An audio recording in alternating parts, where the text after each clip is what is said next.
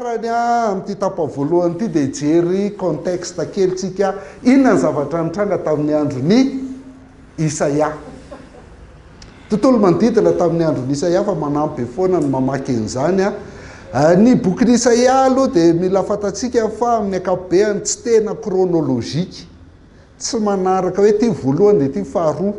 fa misy lohahevitra tiany apetraka ao anatiny fa teneniny ihany manome indisy izy hoe tamin'izao no nanoratana an'ity, tamin'izao no nanoratana an'ity, tamin'izao no nanoratana an'ity. De reny mila jerentsika matetika reny tsy vakitsika satria rehefa andohany reny tsisy hoe inona ny tokony atao, inona tsy tokony atao de tsy tiatsika loatra. Kanefa reny ny afahantsika mahazo an'le tokony atao sy ny tsy tokony atao. Zay le izy. Ny voalaza aloha zany voalohany indrindra le tsy vakitsika de hoe nandritra amin'ny fanjakana efatra no naminan'iny Isaia. Zay no mahatonga anazy hoe naminany fotoana lava be 70 taona tany hoany naminan'iny satria nandritra amin'ny fanjakana efatra. Zay ny hita ao anatin'ny boky toko voalohany andiny voalohany vao manomboka mihitsy ny boky Isaia de hozy izy hoe ny fahitany Isaia zanaky Amoza zay hitany amin'ny Joda sy Jerosalema tamin'ny androny Ozia, Jotama, Ahaza ary Ezekia zay samy mpanjaka ny Joda. Ao de ilaina mahita an'ireo sy mahafantatra an'ireo hoe izy ireo ny boky mpanjaka sy ny boky ny tantara miresaka momba an'ireo mpanjaka ireo de any ahitantsika azy. De kambetsika mamaky an'ireny de ho tantaraiko aminareo faran'izay aingana be izy androany hoe inavy nataony Ozia, Jotama, Ahaza ary Ezekia. Kanefa ny akoatr'izay dia ny lovatsofina ny olona rehetra de mahita ihany koa hoe hatramin'ny andron'ny Manase ary Manase zanaky Ezekia zany hoe mpanjaka 5 zany no niara-ny aina tamin'ny Isaia teo zany ny fotoana ny ainany Isaia hatramin'ny Manase. Fatoloniko eto hoe maninona tsy nilazainy i Manase ho lazaintsika eo rehefa avy eo. Fanjakana efatra zany de manomboka izy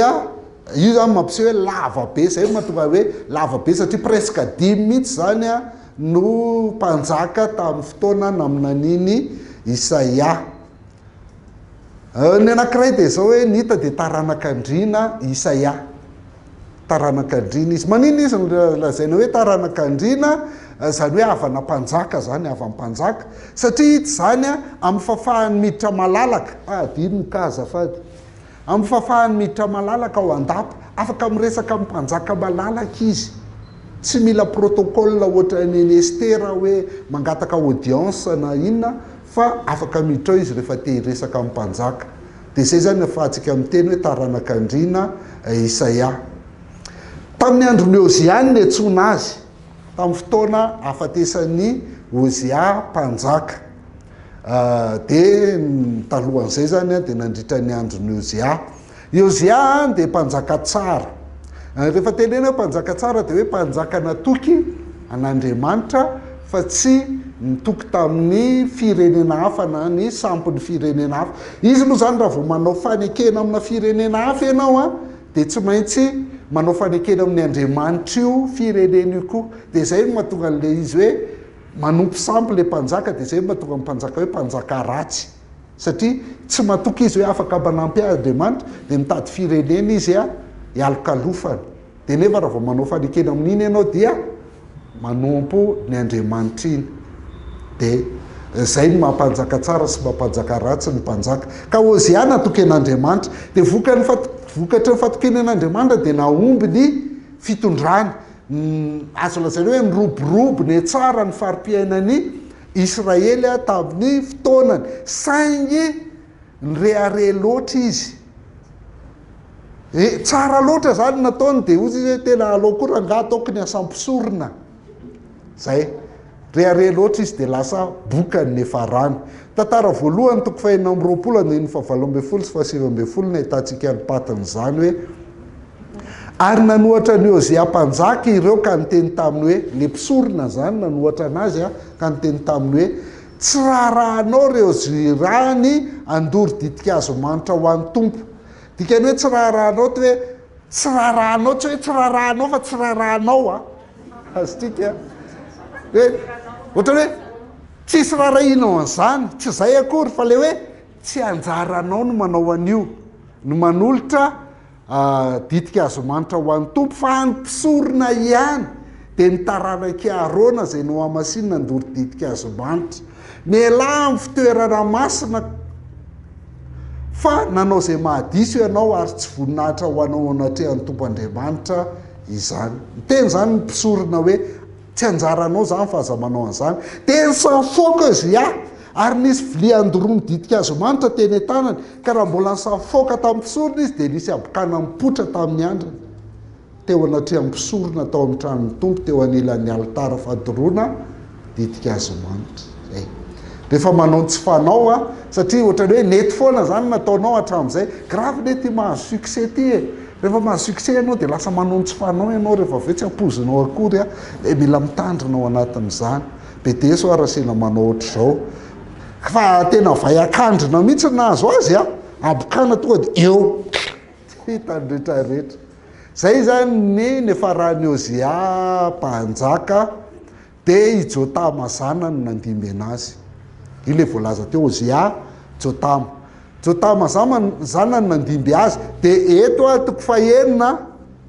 ny fiantsonany Isaia fatatsika zao lazainy hoe tamin'ny taona nahafatesany Ozia io tamin'ny taona nahafatesany Ozia mpanjaka nahitako ny tompo mipetraka eo ambony seza fiandrianana avy sady manerinerina ary nebanebana akanjo nafen'ny tempoly ny serafina mitsangana teo amboniny samy nanany latrenina avy ndronana ronany tava ndronana ronany tongo ndronany dinany ary nanandratra ny feon'ireo ka nifamaly hoe masina masina masina Jehovah tompony maro enika voninahitra ny tany re azona ainareo le tantara dia tamin'iny am'izay rehefa nahita izy hoe maty fa lelam-panoty atao amin'ny firenena malotomolotra misy dia nakatandra le anjely dia natohany tamin'ny vavany Isaia dia ozy hoe iny voavelany elikao dia rehefa voavelany elika Isaia dia ozy izy hoe iza no irahanay izy any andeha irakay dia ozy izy Isaia hoe ity aho irao aho iny fiantsonany Isaia io zany tamin'ny fotoana nahafatesany Ozia mpanjaka dia reny mila jereny reny afahanao mahazo kokoa baiboly rehefa mamaky an'ireny zay ny atao hoe mianatra mamaky baiboly i Jotama koa dia mpanjaka tsara ohatran'ny rainy zany hoe natoky an'Andriamanitra izy fa tsy niankina tamin'ny firenena hafa ary dia tsy nanompo sampy zany i Jotama saingy tsy afaka nanao nininina loatra izy tsy afaka nanao nininina loatra Jotama satria efa taona fotsiny izy ny teo amin'ny fitondrana zany hoe efa teo ihany izy niaraka tamin'ny Ozia misy an'izay corrigeant zay niaraka tamin'ny Ozia ihany izy fa rehefa maty Ozia dia efa taona fotsiny nanjakany dia vita zay dia nisy fanonganam-panjakana satria tsy nanaiky zany ny Assyrianina lay empire tamin'izany fotoana zany firenena matanjaka indrindra dia tia miaraka amin'ny Joda dia tsy nanaiky Ozia mbola tsy nanaiky koa Jotama dia ohatr'izay foana ny ataon'ny firenena lehibe izy ny mikarakara ny fanonganam-panjakana io mo dia asainy midina eny amin'ny 13 mai nareo nefa izy ny te ametraka olona eo amin'ny fitondrana hatramin'izay tsy miovy zany dia nisy fanonganam-panjakana natao mipomban'ny Assyrianina zany efa taona fotsiny teo i Jotama dia maty izy zay no nahafaten'ny Jotama zany maty tao anatina coup d'état i Jotama dia aza zanany indray ny nandimby azy mazava ho azy fa pomban'ny Assyrianina ny Assyrianina ny eo ambadika fanonganam-panjakana iaza ny napetraka teo andimby azy dia iaza zany dia pro-assyrien miaraka amin'ny Assyrianina dia rehefa tonga teo amin'ny fitondrana izy dia nahazo vahana ny Assyrianina eny hatramin'ny Andriamanitra ny Assyrianina ka vokatra zay dia mpanjaka ratsy zany i Ahazy dia ao amin'ny toko fafito toko fahenina le nitsona anazy ao amin'ny toko fafito nanariny Isaia mafy i Ahazy saingy indrisy fa tsy nety ny henony Isaia izy mpanjaka ratsy izy zany satria nanompony Andriamanitra ny Assyrianina nialoka tamin'ny Assyrianina izy dia nanompo an'Andriamanitra izy ireo ary ny tena nagravy i Ahaza dia tonga trany amin'ny nampandehany zanany amaky ny hafa nandorony zanany zany raha atao amin'ny teny antenitsika am'izao fa ny teny ao anaty baiboly moa de hoe nampandeha zanany amakiafo iazany hoe nanao fahotana tena ratsy fahavetavetany ao anatrehan'Andriamanitra mihitsy ny nataony Ahaza. De vokatray tena tsy nety ny hainao ny Isaia mihitsy izy fa ny fifandraisany zareo zany de hoe metsara velatsia fotsiny. Le tsara velatsia amin'ny Isaia fotsiny ny ataony Ahaza zany fa tsy nety ny haino izy de rehefa tsy nety ny haino izy, rehefa tsy nety ny hainao ny Isaia Ahaza de tsy niresaka tamin'ny Ahaza tsony Isaia fa lasa izy niaraka tamin'ny mpianany de naminany. De tamin'ny taona 470 de naminany izy ny amin'ny andravana ny fanjakana avaratra Israely zany le foko avaratra hoe oravo io tsy tatsony ny alehan'io de zay tokoa nitranga roa taona tateorina 722 de lasa babon'ny Asiriana ny fanjakana avaratra de tsy hitany nalehany mandrakandroany mety sasany aminareo ny sasany angamba raha tianareo zay. De maty Ahaza tamin'ny taona 670 talohan'ny Jesosy Kristy. Maty Ahaza de Ezekia zanany ray no nandimby azy. Reo le anarana efatra voatonona tao amin'ny bokin'ny Isaia ny toko voalohany andininy voalohany de Ezekia ndray nefany natoky an'Andriamanitra tsara. Zay mahatonga azy hoe mpanjaka tsara niala tamin'ny Andriamanitra ny Asiriana izy de niala tamin'ny Asiriana izy fa natoky an'Andriamanitra. De i Ezekia ndray niaino tsara ny tenin'ny Isaia. Io le lazaintsika hoe zanak'andriny Isaia satria rehefa te hiditra ao amin'ny lapy izy de afaka miditra de afaka miresaka amin'ny Ezekia, afaka miresaka amin'ny Ahaza arak'izay tiany de tsara be namiratra tsara koa ny fanjakany Ezekia zany no izy nanompo ny tompo. Saika zao tsy manaiky ny Asiriana satria nareo tokony mandoetra aminay manompo anay zany de arovanay, nefa Ezekia tsy mety mandoetra tsy mety manompo ny Asiriana. De tamin'ny taona 700 de nanafika ny Joda i Asiria. Vao tantara tsara toko fa 770 ny tantaran'ny fanafian'ny Asiriana ny Joda sy nanaovan'ny fahirano ny Jerosalema. Tantara mahafinaritra be io tsara be mamaky an'io ny toko roa io na vakin'Andriamandeha raha tsy makaleo mora azo kely fa misy teny ratsy ao anatiny. De naminany Isaia tao anatiny hoe tsy andresy ianao zany reo Asiriana reo satria guerre de communication nataon'ny Asiriana hoe tsy zay ne resinay daholo zao tontolo zao de la jota kely faran'izay kely indrindra io ve de aresenay de la ve de mieritreritra fa ny Andriamanitra la aresenay zao zany nataon'ny Asiriana. De Isaia no nyteny hoe tsy mandresy zany reo fahaza-matahotra de zay tokoa no nitranga nandresy ry zareo amin'ny fomba mahagaga satria tsy nanafika akory ny Joda tsy niady taminy fa nare siosio ry zareo hoe misy manafika zany de famono tao de tsoka nody ry zareo de avela teo daholo ny sakafo sy ny kaly rehetrarehetra de nohaniny zalahy daholo de zay no nitranga. Talohan'io fa teleniko teoriana moa talohan'io le fatatsika roa sy 700 telo sy 700 teo le narary Ezekia de fa saika maty mihitsy de nasiny Isaia gatoana viavy de sitrana de nahazo tombonandro tombotaona 5 taona be zao izy nahazo fanasitranana mahagaga zany Ezekia. De eo am'izay tsika miditra am'ilay famanginy masovoa amin'ny Babiloniana le niresantsika tery amin'ny voalohany le nampijesy tany Ezekia de natoriny Ezekia daholo ny tanareo mpaminany tsara Ozia fa nanondrana amin'ny farany rehefa naomby, mpaminany aotray mpanjaka tsara Ozia fa nanondrana, mpanjaka tsara Ezekia fa nanondrana amin'ny farany rehefa naomby de ohatr'izay daholo zay mahomby rehetra fa de mba fananatra etsika ny zavatra nitranga tao anatin'io zany de nitaonany Ezekia Merodaka baladana hoe ndao hiaraka aminay anohatra ny Asiria zay. De nefany tsy nety Ezekia tsy nanaiky ny Assyrianina izy hoe hiaraka amin'ny Assyrianina, tsy nanaiky ny Babylonianina koa izy hoe hiaraka amin'ny Babylonianina, fa izy miaraka amin'ny tompo ihany. Dia tsy ny habean'ny soavaly izy izy na ny herina nitanjaka ny firenena mampandresy azy fa ny fatokinan'Andriamanitra. Raha mitady tsonjo ianao dia izay zany tsonjo anankiray hoe tsy voatery hoe ingeza be sy manam-pahaizana be sy manan-karena be ianao vao tafavoaka amin'ny fiainana, fa rehefa matoko ny tompo ianao dia miaro anao dia manampy anao foana izy amin'izay tandremo sokenda. Dia zesta teo anatrehan'ireo irak'ireo i Ezekia dia vokatra izay nambarany Isaia taminy hoe ho babo, lasa babo any ianao dia ho lasany daholo reo, mbola zesta ihany iarainy. Tsara zany tenin'Andriamanitra zany fa tsy tonga amin'ny androko zany ozy izy. Grave zany ny tena hoe après moi le déluge, avelao voany zay any fa ny alina amin'ny fiainako zao. Hampalahelo ohatrany daholo ny olona rehetra.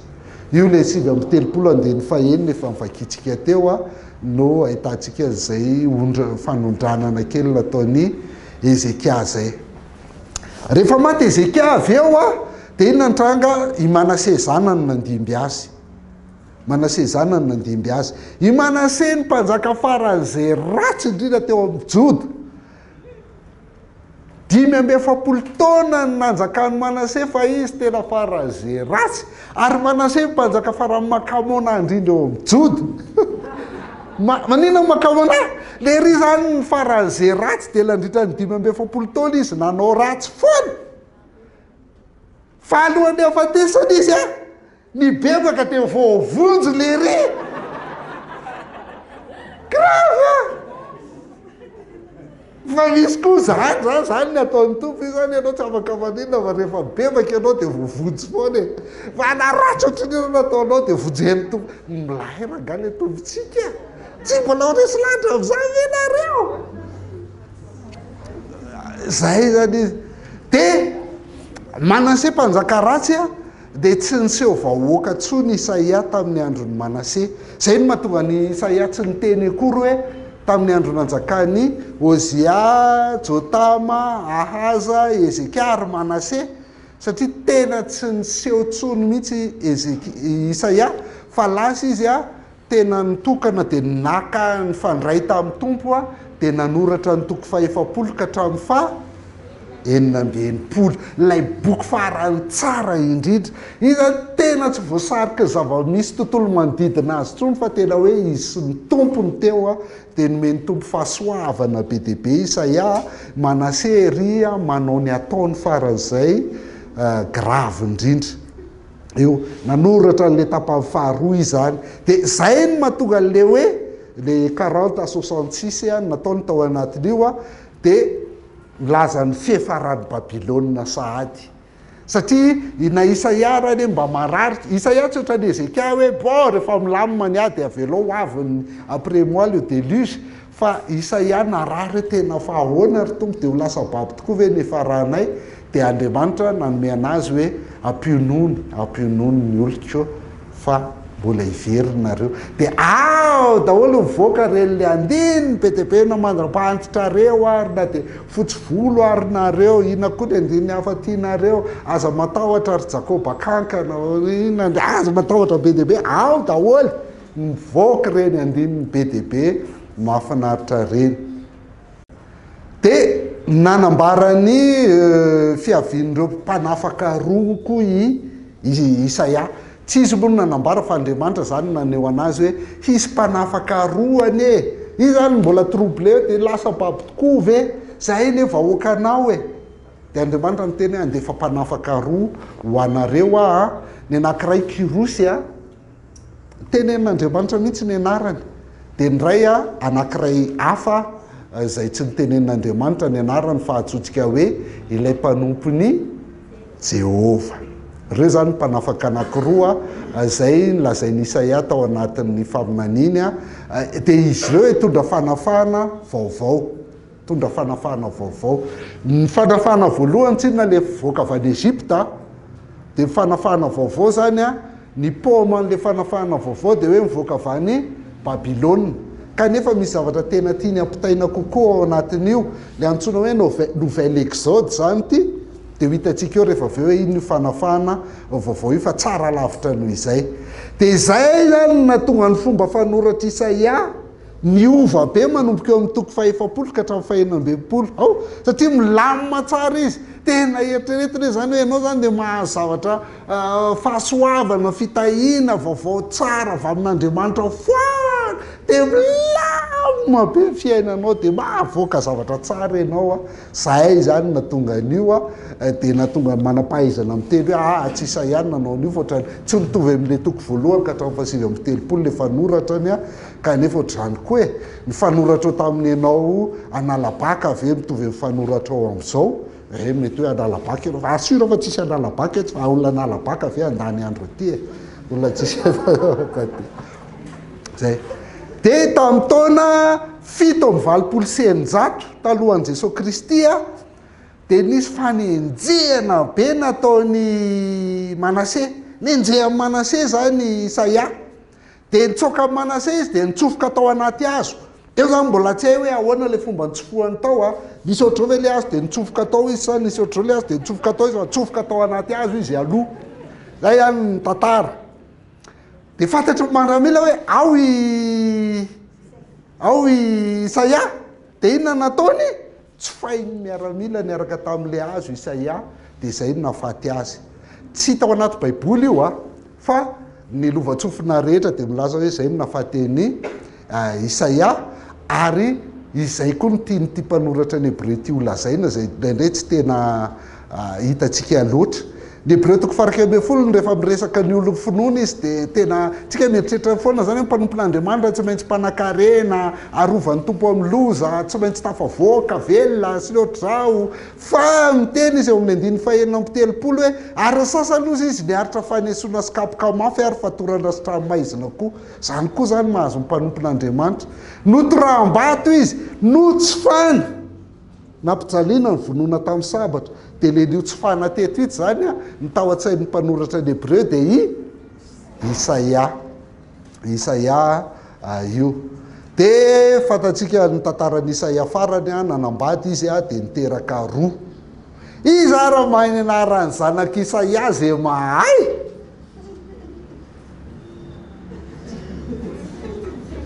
Saera Iasoba sy Salalasy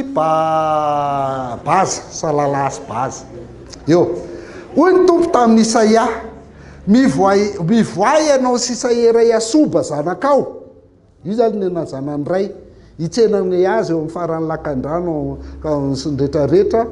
Saera Iasoba zanakao io zany ny ray toko fafito andininy fahatelo de ny toko favalo andininy fahatelo ndray a